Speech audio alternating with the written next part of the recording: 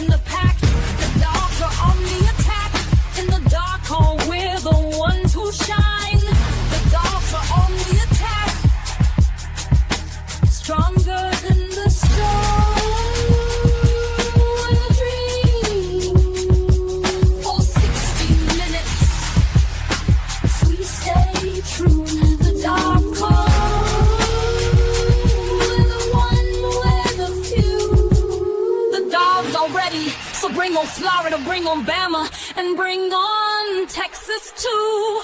We stay true. The Dogs stay true.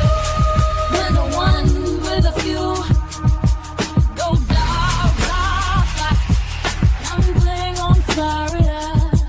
Bring on Bama and bring on Texas. Happy Monday, everyone. Happy Monday, everyone. Happy Monday, everyone. Welcome to the Dog Call. I am your host, Amondo Black, and it is Florida Week, one of the most important weeks. This is a week that Dogs fans look forward to every year, every college football season. It shouldn't take it much at all to get up for a Florida Georgia football game. Ladies and gentlemen, we're in week 10, officially in week 10. And the question is, should Dogs fans be nervous about this game? And me personally, speaking as a Dogs fan, hell yeah, I'm nervous. Not only about this game, but I'm nervous about next week's game against Mississippi State. I'm nervous about the Charlotte game. And I'm also nervous about the Texas game and the Georgia Tech game for many reasons. Number one, I pray that we don't have any major injuries or any injuries at all. Number two, I pray that we win the games. Number three, we need to win these remaining games. And here's why. I don't know if you all have been paying attention to what's going on in college football, but this year is kind of looking similar to 2023, where you have teams that are having amazing years and they just keep winning, keep winning, keep winning. You have a lot of one-loss teams. that are in the mix right now. Look at what's going on in the ACC. You're going to have a lot of teams that is, I don't know how they're going to do the tiebreaker system over there, but you're going to have a lot of teams, a lot of two-loss teams, and everybody, it's not going to be room for everyone to get in. That is why I've been saying ever since we lost the game to Bama, that every game from here on out is a must win. I don't trust this playoff committee. We cannot afford to lose 2 games this season. Last year was last year. Last year was different. And it was just by the luck of the draw that we were able to get to Atlanta, win the SEC, and get a bye. And that put us in the playoffs. Now, some people say, well, Georgia would have got in regardless if we wouldn't have went. So say if Bama would have not lost to Oklahoma, Bama would have took care of business against Oklahoma, went to Atlanta. Can you really guarantee that Georgia would have got in the playoffs? I highly doubt that. We need to be perfect the rest of the way. Bottom line, just like in 2021, we won a national title with 1 loss. It's rare that you're going to have a 2-loss national champion. Last year was just one of those years where you had a lot of chaos happening all across college football. This year is different. The teams that are expected to win, the teams that are favored to win, they're taking care of business. Ohio State is taking care of business. Oregon had 1 hiccup, but it doesn't look like they're going to have another hiccup. Indiana's taking care of business. Now you slide in a couple of other new entries, new teams that are making noise, teams that look like they may get in, and they have a clear path to get in. Georgia Tech, Ole Miss, Vanderbilt. If you look at Vanderbilt's remaining schedule, I don't really see a loss. If they can get past Texas, and even if, let's just say if they lose to Texas, because of their strength of schedule, if they lose to Texas and they take care of business in the finale against Tennessee, who's to say that they couldn't get in?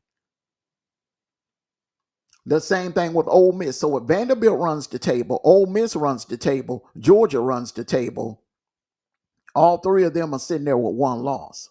Vandy and Georgia have a common opponent in Bama, which they both lost to. Georgia beat Ole Miss, so that Georgia would get the benefit of the doubt over Ole Miss, even though you do have some idiots. Yesterday, you had some idiots basically saying that Ole Miss should be ranked higher than Georgia in the AP, which is ridiculous. Head-to-head matters, in my opinion. And in any, I don't give a damn on any level of football, whether it's Pop Warner, JV, high school, college, pros. Head-to-head matters. Head-to-head should matter. Now I say all of that to say this: Georgia cannot afford another loss because it's getting too crowded. And it's not enough seats at the table. We do not need to be in a situation where the 11th spot comes down between us and Notre Dame. That would be a recipe for disaster. We cannot afford that to happen. We have to take care of business in Jacksonville. We have to take care of business in Starkville next Saturday, and we need to take care of business against Texas in Athens, and we definitely need to take care of business in against Georgia Tech. Now, if it's any game that we possibly could afford to lose, it would need to be to the highest ranked opponent. That would be Georgia Tech. I see a scenario where Georgia Tech can come into that game on Black Friday, the night after Thanksgiving. They could come into that game undefeated at 11-0. Georgia needs to come into that game 10-1. And it's not going to be easy. It is not going to be easy. We need And the offense is it seems like the offense is doing their job. Okay, the offense is clicking on all cylinders in the Ole Miss game. The offense carried the team. That is not any secret until the defense decided to play football in the fourth quarter. The defense actually played one quarter of football, and the offense played all four quarters. Go to the Auburn game. The defense played pretty much three quarters of football, where the offense finally decided to play one half of football in the second half. We need 60 minutes, people. We need 60 minutes from both sides of the field. We need 60 minutes. And the only way we're going to get 60 minutes is that we have to make adjustments, in which I'm hoping that major adjustments were being made on the defensive side by Glenn Schumer, because he runs the defense. Yeah, Kirby is the head coach, but Glenn Schumer runs the defense. So I hold him completely responsible.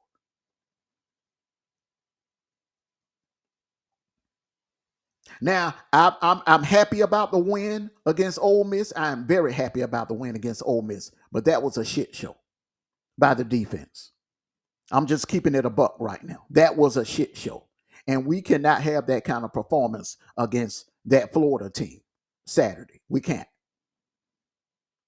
Don't let the record fool you, and don't let the fact of what them firing their coach Bill Napier, don't let that fool you, because you see, Florida has a habit of doing that. They could have a very talented team, and they're looking at what's going on here with Georgia, where we're winning conference titles and we're winning national titles and we're getting to the playoffs. Those fans are frustrated.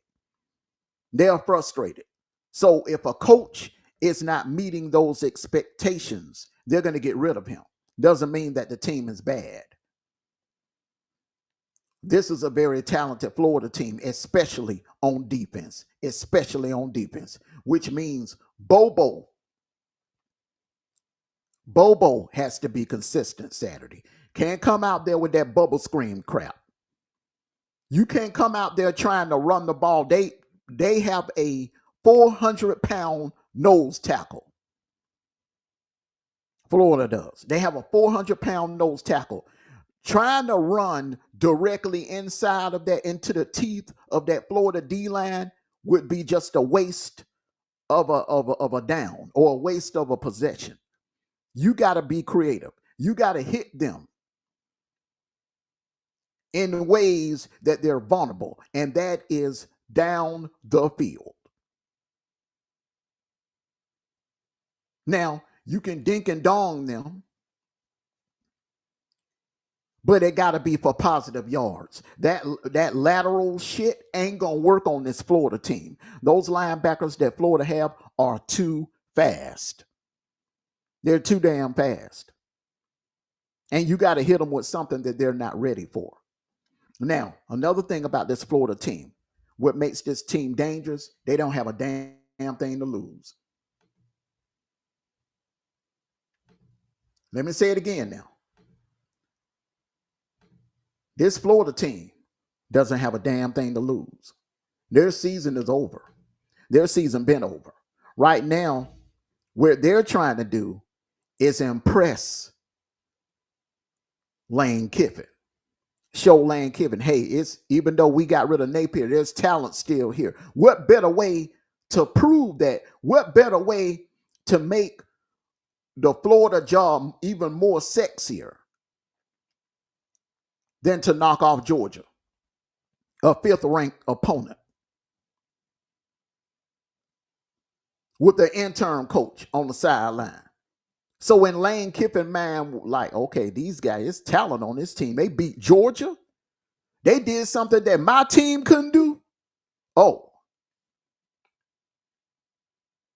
where do I sign? We don't need that. Florida is a rival. Florida is a hated rival. They're down right now. And it is our job to make sure that they stay down. crush their spirits, step on their spirits. Don't give them any sign of life. They didn't have no pity on us in the 90s. Every chance that they got to embarrass us in the 90s, back in the 90s, with Steve Spurrier and Chris Dorr and them, Riedel Anthony and all of them, you remember them? Danny Warfel, every chance they got to embarrass us, they did. So I look at all of this that's going on today, I look at this as payback. That's what I look at this as. I look at this as strictly payback for the torture and the ass whoopings that they gave us in the 90s. A lot of you were kids. A lot of you were knee high when we were being tortured every year in Jacksonville by Florida. And who could ever forget 1995 when they were doing renovations down there in Jacksonville, getting ready for the Jaguars season. And their game had to be played here in Athens, and how they came to Athens and embarrassed the hell out of us and hung 50 points on my Georgia Bulldogs. See, I can never forgive that. Never.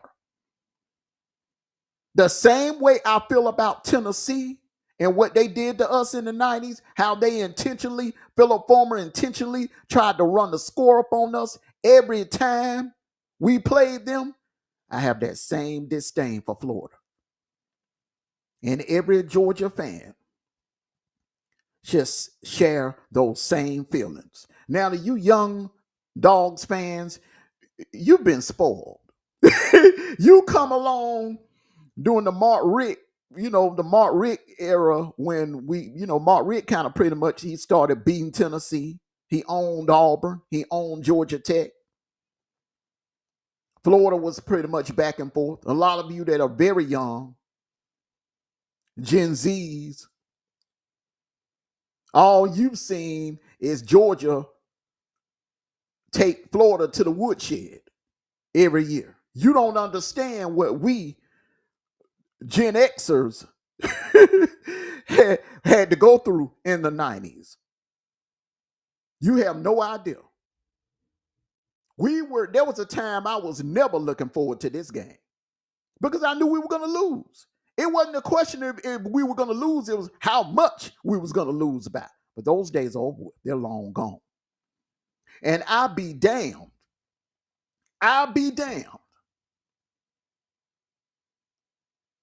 if this Florida team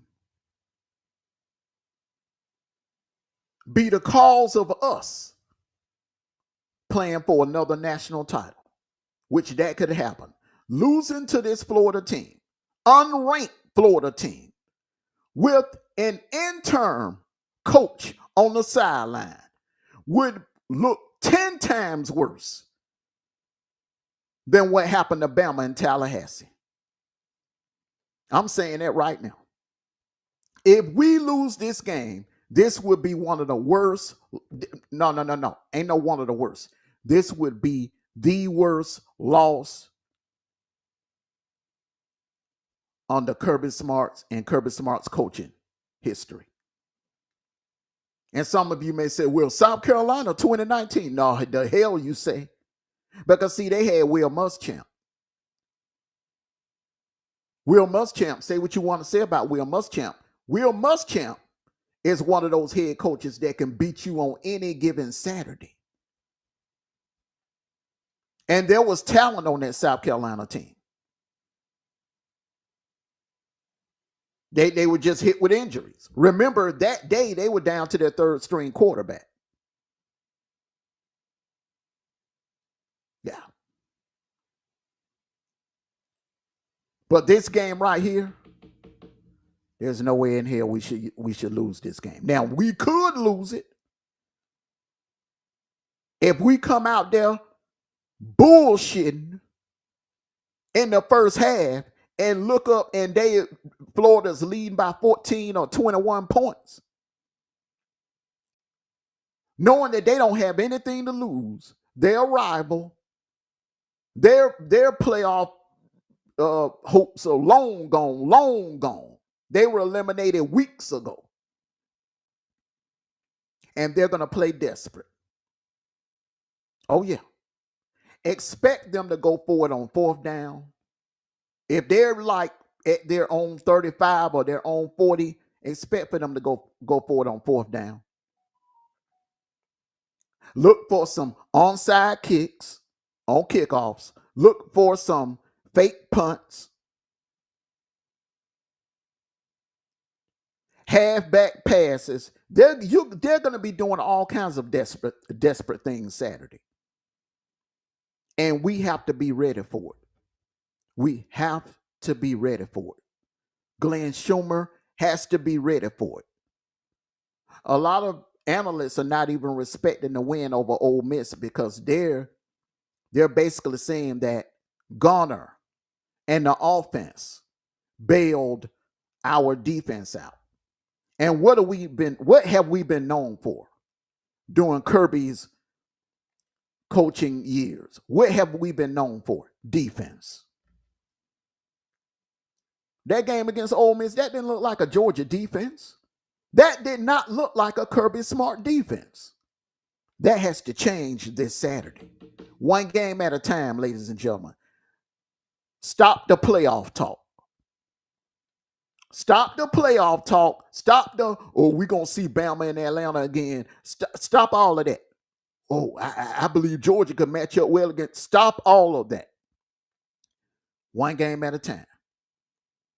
One game at a time. Florida, Mississippi State, Texas, Charlotte, Georgia Tech. One game at a time. See, for us, we already have one loss. So after we lost that game against Bama, the playoffs for us, our playoff season began when we lined up against Kentucky. And it continued on after that. When we played Auburn. And then when we played Ole Miss. We have to be perfect from here on out. We cannot have any more hiccups. We should not have lost that game to Bama, but we did. That's water under the bridge. There's not a damn thing you can do about it. But moving forward, we got to take care of business. Do not assume that we're going to make it to the playoffs with 2 losses. All of these dog casters that are lying, selling these damn pipe dreams to you, that, yeah, Georgia can lose another game and still get in. That is bullshit. Too many one-loss teams are left right now. Go look at the AP top 25 and look at how many one-loss teams do you still see remaining. And you look at how they're trying to slide Notre Dame in, trying to secure Notre Dame a playoff spot, because I don't see anyone else left on that schedule that can beat them. So they're definitely gonna finish 10-2. I don't trust this playoff committee. I really don't. So right now, we control our own destiny. Atlanta, I've already voiced my opinion on that. I think the 2 participants for the SEC championship game will be Texas A&M and Bama. I don't see either one of them losing another game. I don't see Texas. I see Texas A&M going into Atlanta 12-0, and I don't see Bama losing another game. They can't afford to lose another game. Really, they can't. If Bama loses, it's going to have to be in Atlanta, not in between. LSU just fired Brian Kelly, so those players pretty much have given up. You saw that in the second half. Those players quit. They quit. Not just on Brian Kelly, but they quit on the season. See, players will do that. When they see, we're eliminated, there's no chance of us, they'll quit. They'll quit on you.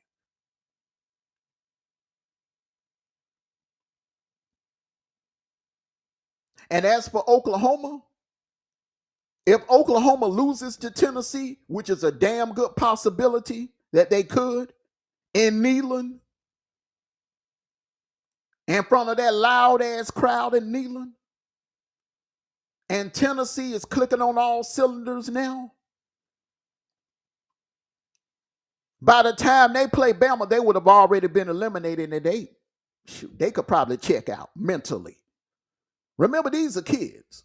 These are young kids. They will check out mentally quick. Just like that. And Auburn, yes, Auburn has the defense, but let's just keep, I don't know what their offense down. I like the change at quarterback. I like the kid, Daniels. I like the kid. But the play calling. The play, you could put, man, Auburn can go get Lamar Jackson at quarterback. It's still, if you don't have the right person sending in the right plays to the quarterback, I don't give a damn who he is. There's nothing that he can do for you unless he's calling his own plays, which we all know that don't happen in college football. Not in the SEC. So I've already, pencil that one in as far as I'm concerned.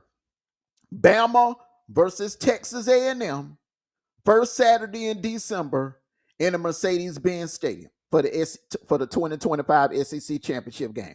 Therefore, that means Georgia needs to take care of business the rest of the way. Same thing Ole Miss is doing. Georgia needs to do. And finish 11-1. Get to the playoffs. And I think the rewards would be very beneficial. You don't have to worry about playing an extra week in Atlanta and risk someone getting injured. You get an extra week of rest and you get rewarded with a playoff spot and to host a playoff game. Because I do believe with Georgia resume versus Oregon's resume, if it came down to Georgia being a host over Oregon, I think they would give it to Georgia. But you could see that matchup right there. Oregon versus Georgia, the way it's slated. Or Georgia Ole Miss rematch. You never know. But I'm just saying it's getting crowded at the table. You have a lot of one-loss teams. A lot of one-loss teams. I don't see Miami losing another game. Look at Virginia. Virginia's rolling. Texas Tech. Do you see Texas Tech losing another game? BYU could run the table and go undefeated. Cincinnati, one loss. It's going to be crowded at the table. Georgia cannot afford to take a chance on hoping to get in the playoffs with 2 losses. I don't think 2 losses in 2025 guarantees you a playoff spot. So dog fans, you listening to these other dog casters, that'll tell you, well, Georgia can afford to lose another game. Yeah, Georgia can. Nope. Not this year. Maybe next year. Yeah, definitely next year because it's going to 16 games. But in 2025, 2 losses, there are going to be quite a few 2-loss teams that are going to be left outside. I'm serious. There are going to be a lot of 2-loss teams left out of this one. Just like you had a lot of 9-3 teams last year left out of it, you're going to have a lot of 10-2 teams left out of it because there's not enough room. It's not enough room. And you got to remember, there's a group of 5 team from the group of 5 that's got to get in also. So you got 5 conference champions.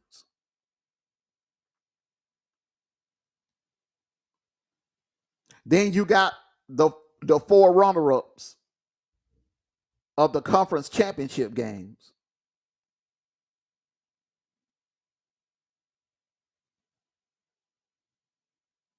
What is the committee going to do if Georgia Tech is undefeated? If they're undefeated, even if with a loss to Georgia, if they're 11-1 going into the game, and Miami is 11-1.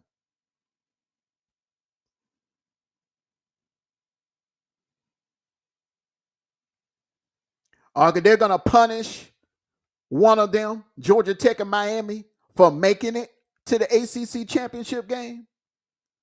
Are they going to punish one of them and slide Virginia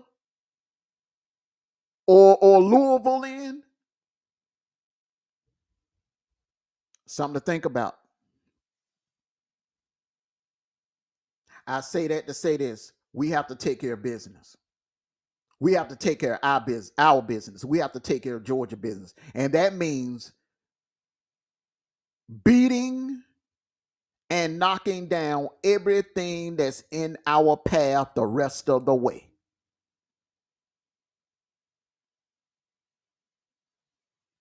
Five games left. Florida, Mississippi State, Texas, Charlotte, Georgia Tech. 5. We got to take care of business.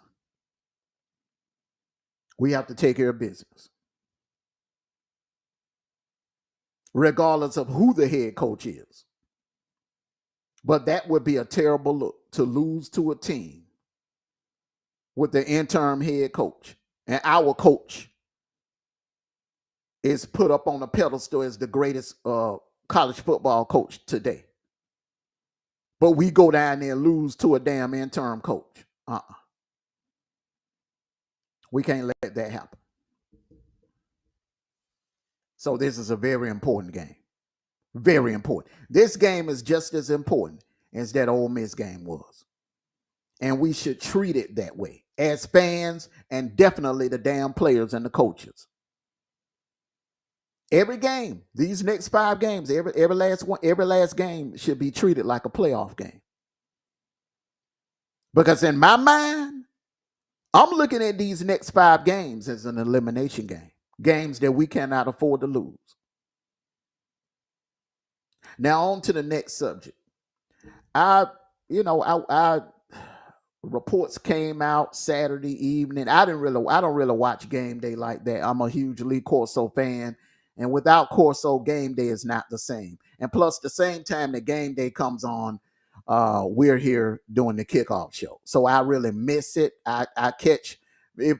It depends on if we end our kickoff show at 11:40 or something like that. Maybe I'll catch the tail end of it. But there were stories coming out that Kurt Herbstreit and some comedian that attended Vanderbilt University was pitching the idea to Jerry Curtis to flip from Georgia to Vanderbilt. And I see a couple of dogcasters this morning in panic mode. Oh, Jerry Curtis may be leaving. Jerry Curtis may be leaving. Oh, the sky's falling. Hide the women and the children. Hide the silverware. Oh, Vanderbilt finna steal Jerry Curtis from us. And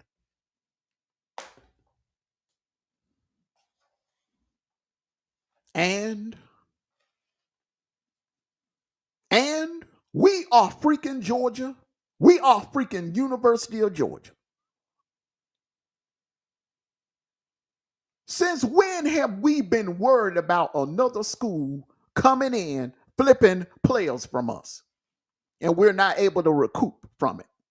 Let me just go down a little bit of history for you. Justin Fields, yes, he's balling out in the NFL. By the way, congratulations to Justin Fields. Great job yesterday on that big comeback win for the New York Jets, coming back to defeat the Cincinnati Bengals yesterday. Congratulations, Justin Fields. But Justin Fields, yes, born and raised here in Georgia, up in Kennesaw.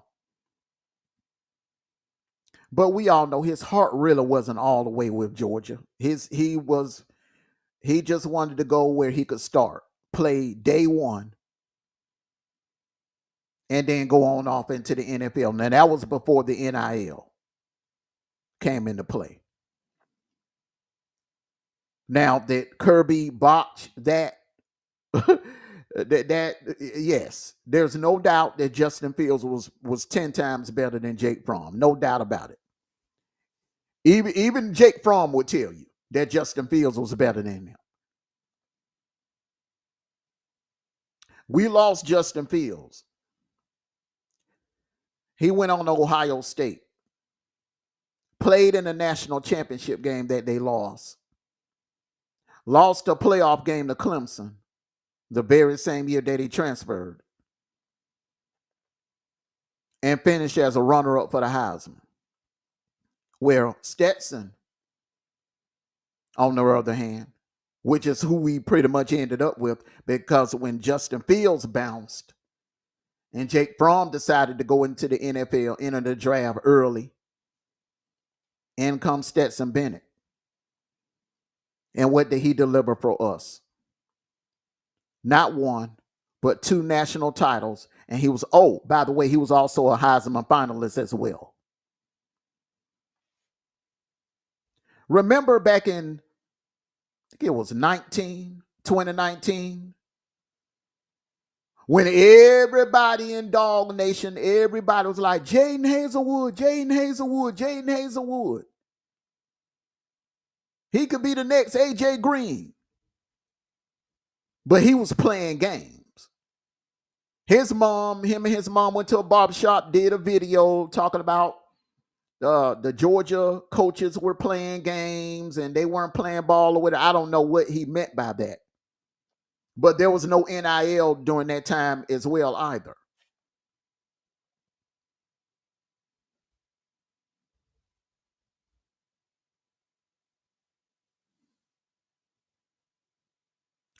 But he played games, flipped, and decided to go to Oklahoma. First, he decided to go to Miami, then he decided to go to Oklahoma. But you know who wanted to come to Georgia and develop and become a better player and play his college career under Kirby Smart and for the University of Georgia? We got George Pickens. Who's in the NFL balling out? George Pickens.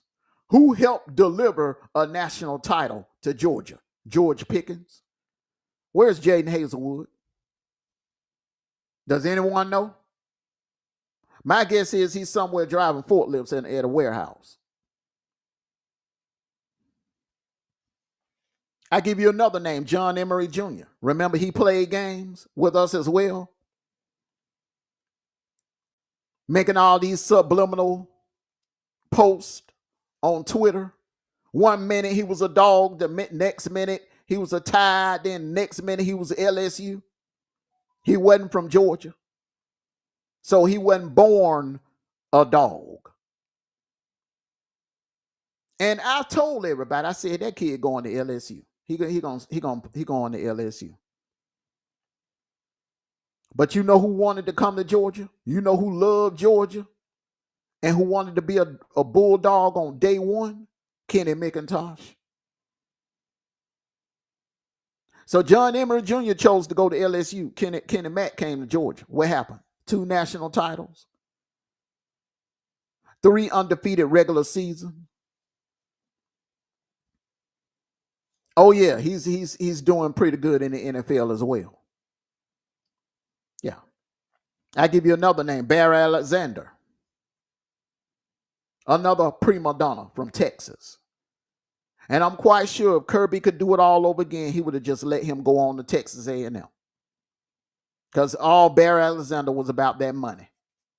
And the way he did it, the way he just flipped and bounced on Kirby on the morning of G-Day, posting a picture of a Porsche and choosing to go to Southern California and chase the bag. But do you know who wanted to be a Dog? Throughout dealing with injuries and everything, but wanted to come to Georgia and develop? Christian Miller. SEC champion, and right now is on Todd McShay's board. Todd McShay and Mel Kiper's board is a first rounder for the 2026 NFL draft. And whoever drafts him, whoever drafts him, whatever NFL franchise draft him, they're going to get a damn good player with a lot of heart. That's what I'm talking about. I give you one. Hey, I could close it out with this one. Dylan Raiola. The same thing. We've seen this. What, Jared Curtis going to take a visit at Vanderbilt? And that's his business. That's his choice.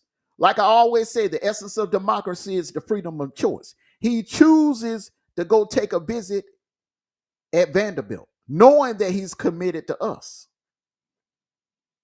That would be a red flag to me. That is why I don't give a damn about no stars. I want players that are hungry and that are willing to come here and develop, and players that want to be a Georgia Bulldog.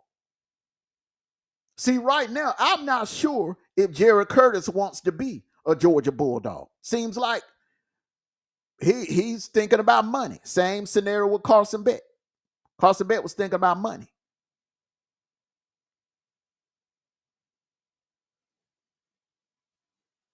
Seems like, he could be easily persuaded by Kirk Herbstreit is in his ear. Other people in his ear, just like Dylan Raiola. Do you think Dylan Raiola regrets listening to Kirk Herbstreit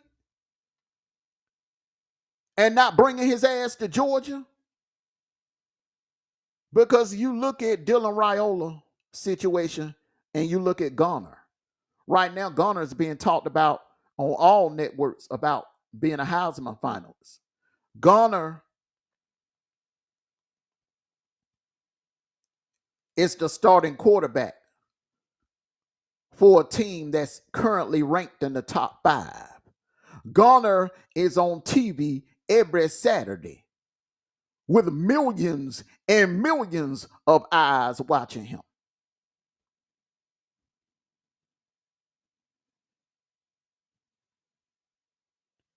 And when it come down to that situation between Dylan Raiola and Garner, I think we got the better of that situation. Because we got a kid that's hungry, that ain't no prima donna, that ain't just thinking about this. He wants to develop. When he hits that practice field every day, he's thinking about football. He ain't thinking about women. He ain't thinking about money. He ain't thinking about cars. He's thinking about football, getting better, taking his team to a national championship. That's his dream. That is his dream of winning a national title here at the University of Georgia and then going off and having an NFL career. That kid is living out his dream. What he's doing right now is living out his dream, just like Stetson. That's what we want. And there are, listen, I watch high school football every Friday night. Every Friday night. You can't tell me that there is not other talent right here in the state of Georgia that we can't get. That we have to reach all the way up in Nashville, Tennessee and get a quarterback and depend on that. If he wants to go to Vandy, he's free to go. I want players that want to be here at Georgia. I want players that want to be a dog. Now, I'm not throwing the kid under the bus. I'm not throwing the kid under the bus. He's scheduled to visit for the Texas game. Now, let me give you a scenario. Let me paint a picture to you. Say when he comes for that visit, for that Texas game, and Garner balls out, because that's going to be extra motivation, knowing that Jared Curtis is in the stands watching, and Garner puts on the show and balls out. What do you think is going to go through Jerry Curtis's mind, because there's no guarantee that Garner is leaving. You see, Garner is that type of kid. He's not really thirsty for money like that. He is the total opposite of Carson Beck. Remember, that kid is still driving. What he's driving a 1985 a pickup truck, a Chevy pickup truck. He's not materialistic. But remember now, the kid is living his dream, his fantasy, his dream. When he would play in his backyard with his friends down there in Rayburn County, he would act out leading the Georgia Bulldogs on a final drive.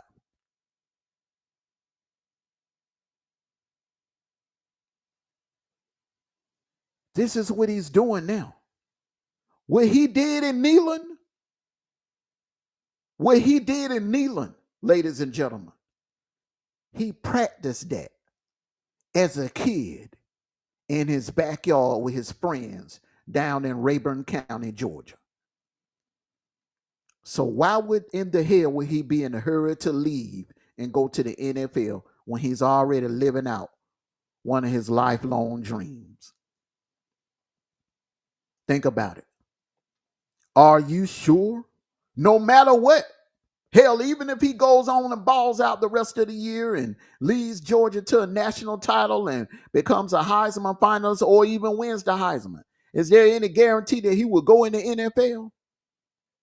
I don't think so. I really don't.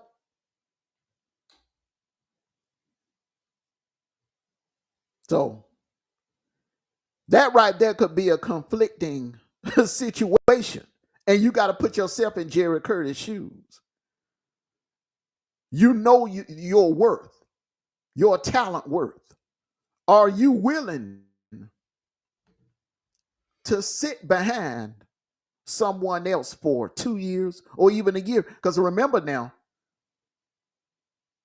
you got Puglisi, the next man up. And a lot of people are assuming that, hey, he could transfer out.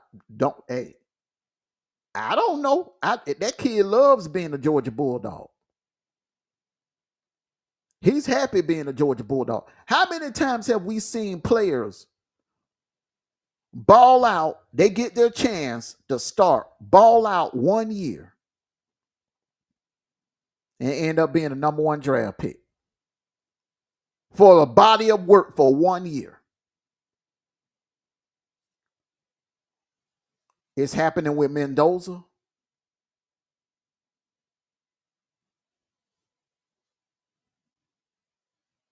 It happened with Stetson.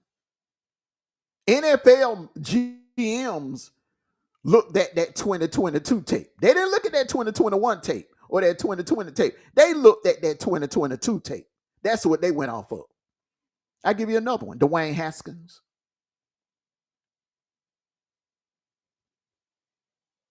I'll give you a perfect example. Cam Newton. A lot of people outside of the state of Georgia, in the state of Alabama, they didn't know who the hell Cam Newton was before 2010. All it takes is one season to ball out. Now, one advice I will give Gunner, sometimes it's not a good thing to overstay your welcome. Ask Aaron Murray. I think Aaron Murray's NFL career would have been totally different had he went on in the draft when he was hot in 2012. Ask Sam Bradford. His NFL would have been totally career had he went on into the NFL in 2008. Ask Matt Leinart. His NFL would have been his NFL career would have been a hell of a lot better had he went on into the draft after that 2004 season when he won the Heisman.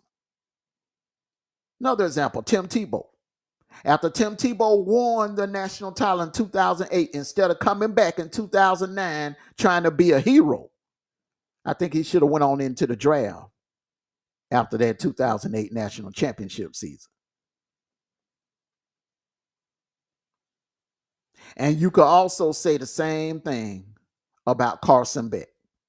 How different things would have been for Carson Beck if he would have went on into the NFL draft after leading Georgia to an undefeated season in 2023 and putting a beat down on Florida State and setting the Orange Bowl record.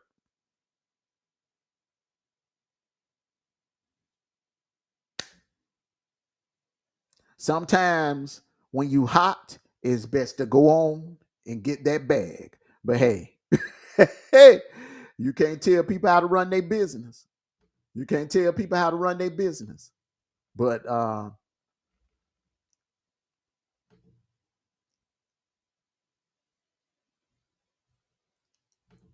said it earlier and I'll say it before. This game, Florida game, is very important. And that offense and that defense need to be clicking on all cylinders because this Florida team is coming off a bye week. And just like that Auburn team that came off a bye week and played, I think Auburn played the best game of the season against us. That Auburn team played the best game of their season. Yeah, they played a good game against Arkansas. I think the ball just finally started bouncing Auburn's way in that Arkansas game. They played a damn good game. But they brought it against us in that first half. What makes you think this Florida team ain't going to come out there with that same hunger and that same intensity and that same fervor, as well as the Florida fans?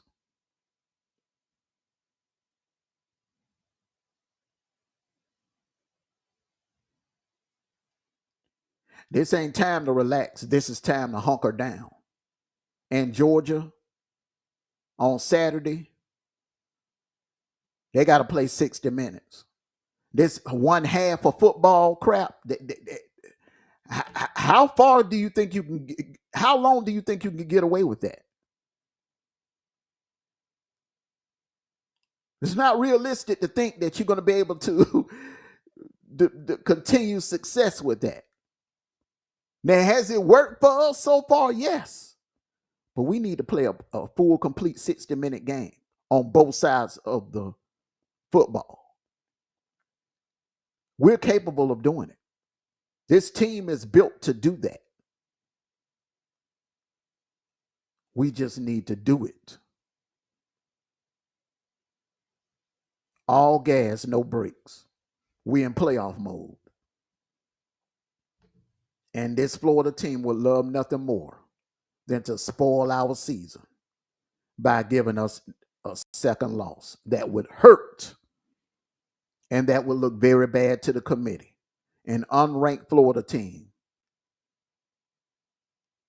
with an interim head coach. That would be terrible. Everyone, I want to thank you all for coming out. Make sure you hit that like button, like, share, and subscribe to this channel. And hey, listen. Hey, I ain't trying to be no killjoy. I'm not trying to be no Debbie Downer because you know damn well I'm not a Debbie Downer. There's some Debbie Downer dog casters, just like you got some Disney dog casters. I'm in the middle. I'm in between. I'm gonna tell it like it is. I'm gonna tell it like it is. I don't trust us being 10-2 getting in the playoffs. I don't trust that, and I damn sure don't trust this committee.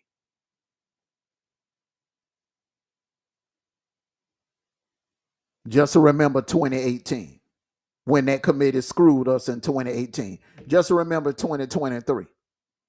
I don't really think necessarily we got screwed in 2023, but the same scenario. It just wasn't enough seats at the table.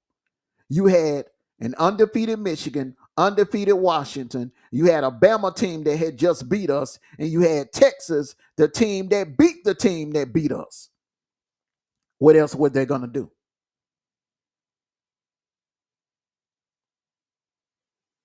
The room is crowded. But right now, we still control our own destiny. And that's what we got to take care of business the rest of the way. All gas, no brakes. Everyone, thank you for coming out. Enjoy the rest of your Monday. Rainy day in Georgia. That Hurricane Melissa, for those of you that live in the South Georgia area and in the Florida area, please be safe. We're praying for you.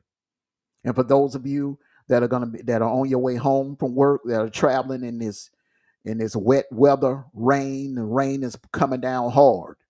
Please get home safe. Thank you all for coming out. Love you. Peace and blessings. If I didn't shout you out personally, please don't take it personal. Hey, just know that I love and appreciate each and every one of you for supporting the platform. Take care of yourselves and each other. And like I always say, no matter what, from the cradle to the grave, win, lose, draw, or even a bye week, it don't matter. It's going to always be go dogs. Sick 'em. Woo, woo, woo, woo, woo, woo, woo, woo, woo. Enjoy the rest of your Monday, everyone.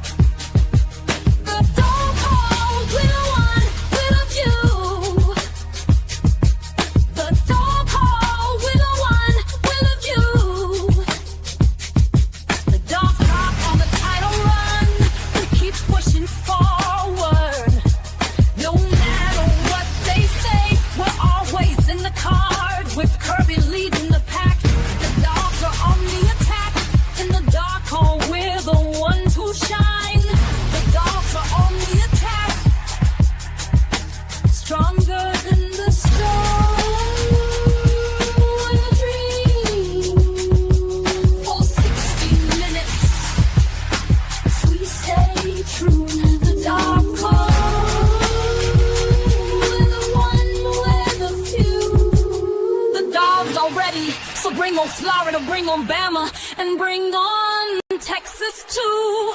We stay true, the dogs.